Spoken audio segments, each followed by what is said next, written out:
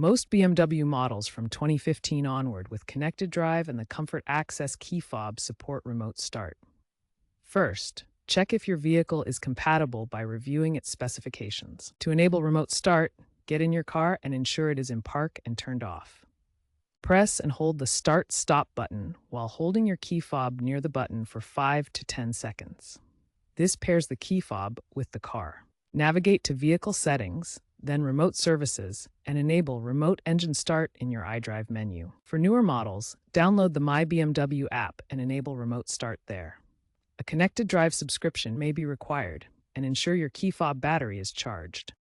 Ensure all doors and windows are closed, the car is locked, and in park. Quickly press the Remote Start button on your key fob twice. The hazard lights will flash, and the engine or electric motor will start.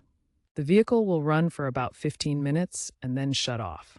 To extend the time, repeat the button press before it expires. To drive, enter the vehicle, which unlocks upon using the key fob. Then press the brake pedal to take control and drive normally.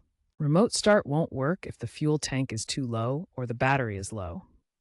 Keep in mind it will not work in manual transmission models, and it's a safety precaution to only use in well-ventilated areas.